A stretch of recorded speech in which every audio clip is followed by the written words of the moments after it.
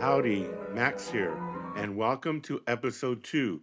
If you haven't seen episode 1, I encourage you to watch it. There is a lot of backstory there. For example, I will not call my diagnosis by its name. This is my Goliath. I'm in a fight here. So help us spread hope while fighting stage 4 prostate Goliath and subscribe. Okay. This little show here is to help all of us with our fights with Goliath and at the same time spread hope around the world. Fighting Goliath is scary, especially when you're first diagnosed. Okay, and there are three aspects to this fight. There's a physical part, there's an emotional part, and there's a spiritual part. Okay, and if you remember last episode, I still need help with what to do with my healthcare provider. Remember, for several years they failed to diagnose Goliath in me, and then 2 years ago they misdiagnosed Goliath in me. And then about just 4 months ago, if I didn't injure my rotator cuff, Goliath would have never been discovered on my humerus bone. And that's not funny. He's at stage 4. So, you men out there, never stop advocating for yourself. Get your PSA uh, level checked in your blood. Okay? Okay, well, here's an update on the physical part of my fight with Goliath. Here's a picture about 4 months ago. Go ahead and take a look. About the same time, I was diagnosed with Goliath in me. In this picture, my wife and I are out to dinner. Notice I have all my hair. I was very active at this time, and I didn't have any symptoms of anything. There was nothing to indicate that I had to worry about my health in any way. And now, this is how I look after 3 infusion sessions. Infusion is a fancy name for chemotherapy. So, this is how I look now.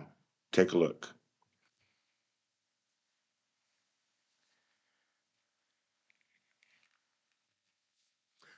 So, you already know about my hair. So you can be a little bit alarmed because, as you can tell, it has got a little worse.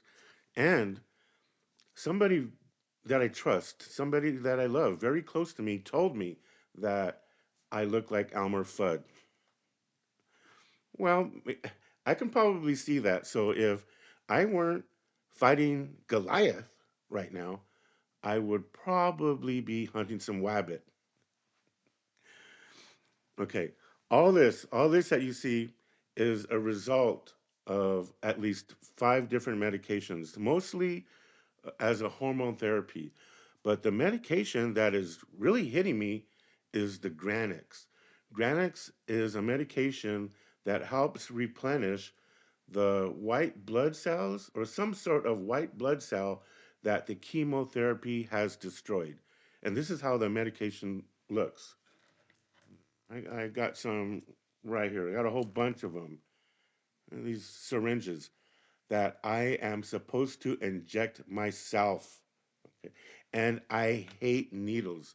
I can remember all the way back when I was a kid, my mom used to tell me, "You better pick up all these this toy mess all over the place, or if you don't, I'm going to take you to the doctor and you're going to get a shot." Okay, well, I cleaned up pretty quickly. Now what I have here for you is a picture about how it looks during a chemotherapy session. Go ahead and watch. As you can see, the needle, the IV, is stuck into the top of my hand. Now that can hurt, probably more than anything else. That can give a really hard prick, especially if they can't hit the vein or they can't find the vein. But overall, the setting is comfortable. You are allowed to bring your devices. So during the session, you can either listen to music or watch movies or even get some work done. Each each session lasts between maybe 1.5 to 3 hours. Okay. Oh, all right. So listen here. I have an update with my side effects, although they're more like sidekicks now because they don't go away so quickly. So here they are.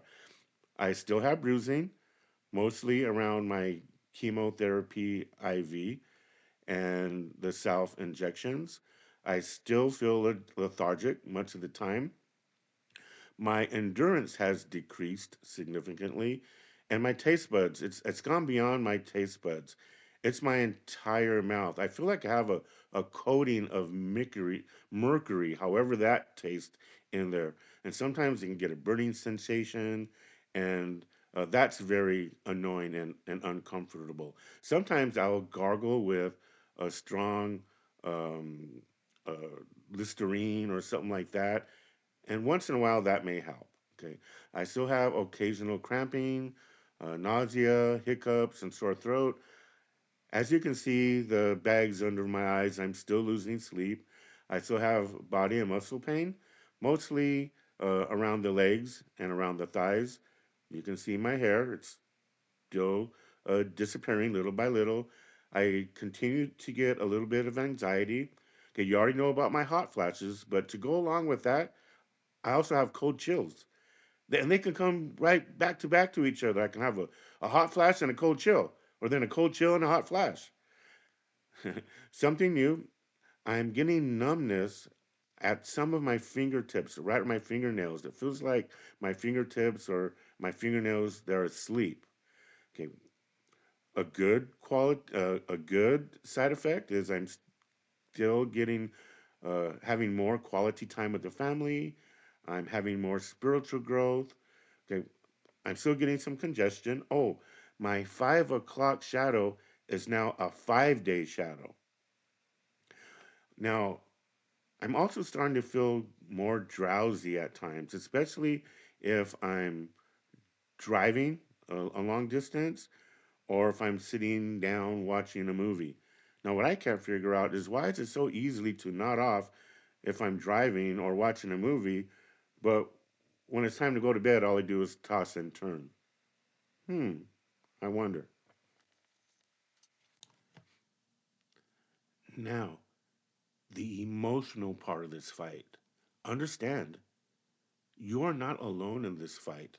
There are people that love you. They are in your corner. They are fighting alongside with you. They are praying for you. They are cheering for you. They are providing you with all of the support and comfort that they have within their power.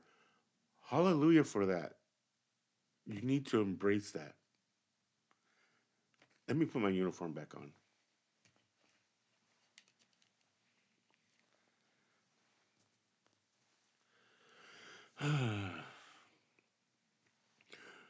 Okay. Now, remember when I said I'd rather be fighting this guy? Well, for me, he is in sync with the emotional fight that I'm having with Goliath because he's now my sparring partner. Look, here I'm kind of being helped, uh, learning how to bob and weave or slip punches or how to take a hit. A hit like the one that I received from the Granix injections. Now, these sparring sessions are relevant because if you haven't noticed, they are at downtown Disney. My wife really enjoys Disneyland. That is one of our happy places. That is a place where we can go to escape life's tribulations. Another happy place that we have is the ocean. The point is, it's important that you find your happy places and you spend as much time there as you possibly can. Now, for the spiritual part of my fight with Goliath, which is a huge part, for me, it's my crusade to spread hope around the world or wherever I go. I had these t shirts made to help me with that. Let me show you. Okay.